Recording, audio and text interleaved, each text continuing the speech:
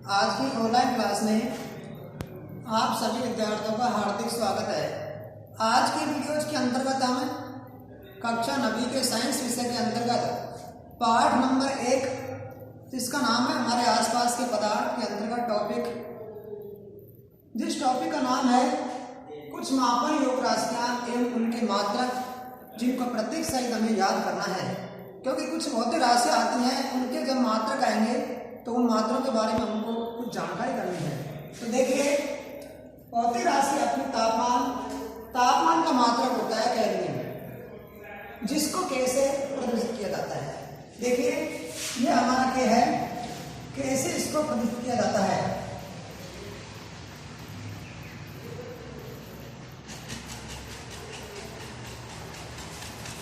दूसरी भौतिक राशि लंबाई है, इसका मात्रक मीटर होता है और इसको स्मॉल एम से प्रदर्शित किया जाता है। तीसरी सहनती अर्थात द्रव्यमान, सहनती और द्रव्यमान दोनों का अर्थ एक ही होता है। इसका मात्रक किलोग्राम होता है, जिसको केजी से प्रदर्शित करते हैं। के में के बड़ा और जी स्मॉल होता है।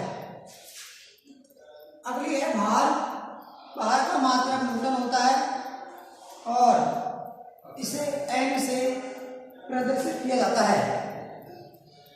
अगला अपना आयतन है, आयतन का मात्रक हमारा घनमीटर होता है और इस घनमीटर को स्मॉल एम क्यूब से प्रदर्शित किया जाता है। घनत्व हमने पढ़ाया, घनत्व और इसकी भौतिक राशि के बारे में हम पहले भी पढ़ चुके, घनत्व के मात्रक के बारे में पढ़ चुके। घनत्व इसका मात्रक किलोग्राम प्रति घनमीटर होता है, जिसको केजी एन -3 माइनस का होल क्यूब हम जानते हैं। किलोग्राम प्रति जो घनमीटर होता है, एक बार समझो, किलोग्राम प्रति का अर्थ होता है बटे में घनमीटर।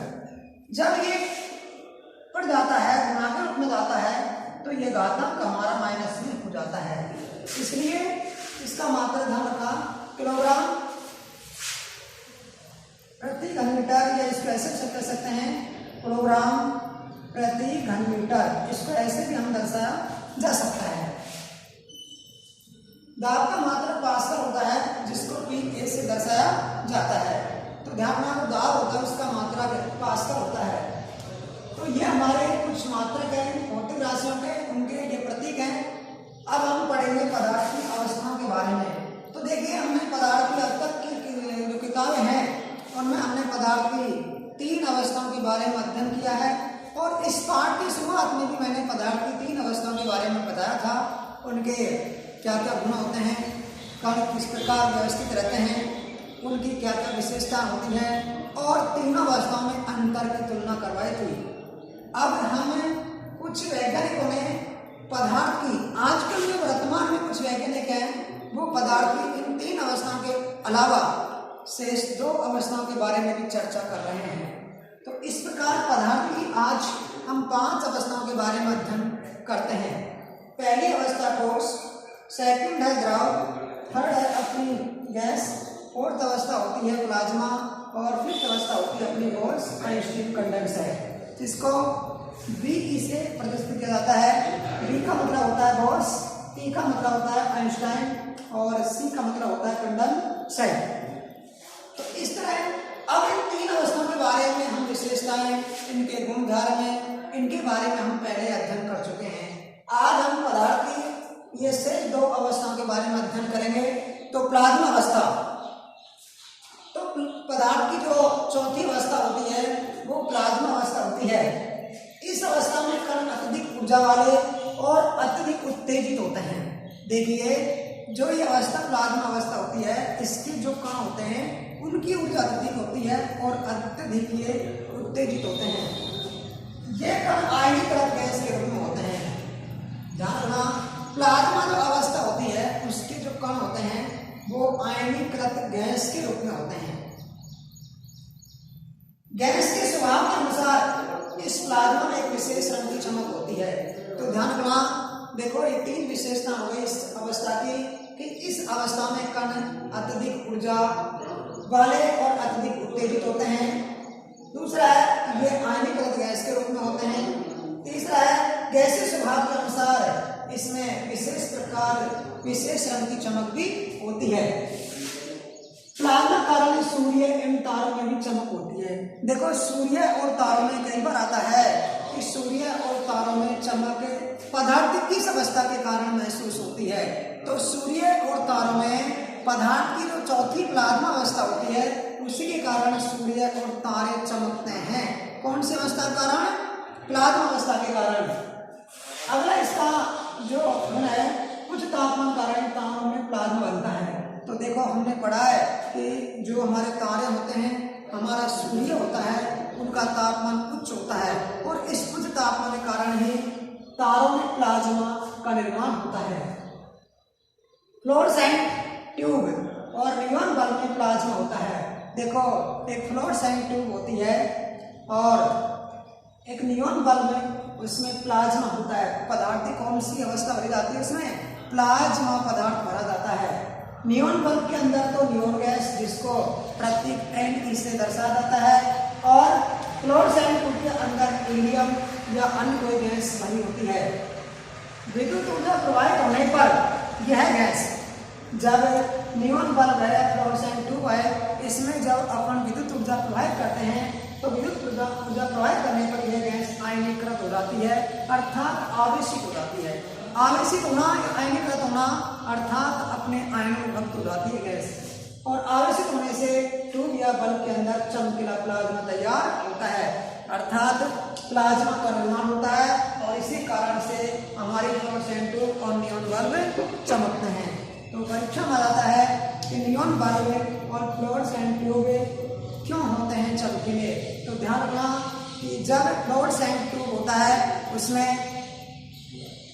हीलियम गैस या अन्य कोई गैस, नियॉन बल्ब में नियॉन गैस भरी होती है।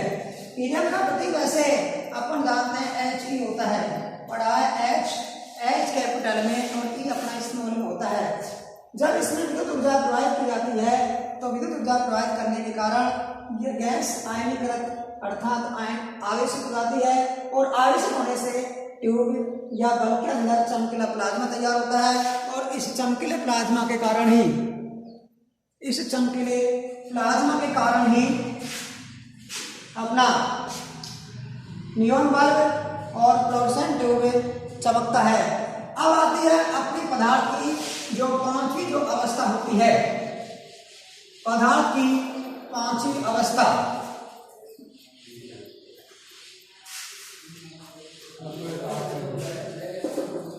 देखो पदार्थ की जो पांचवी अवस्था है यह है बोस, आइंस, टाइम, कंडेंसेट।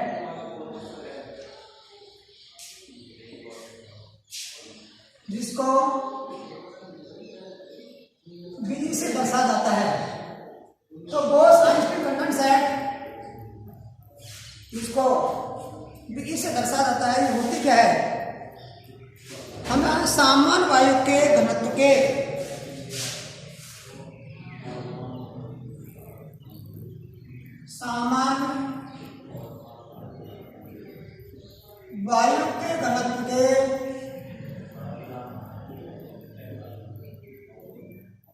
एक लाख में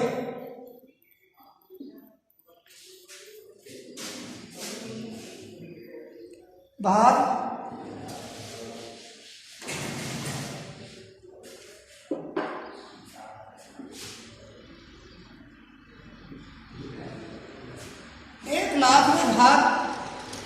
जितने कम घनत्व वाली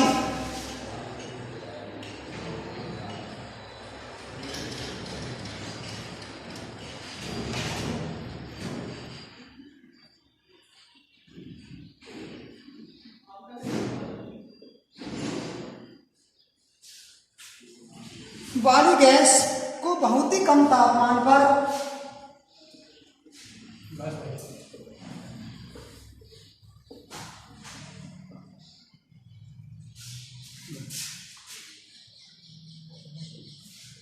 तो आज के वीडियो में इतना ही।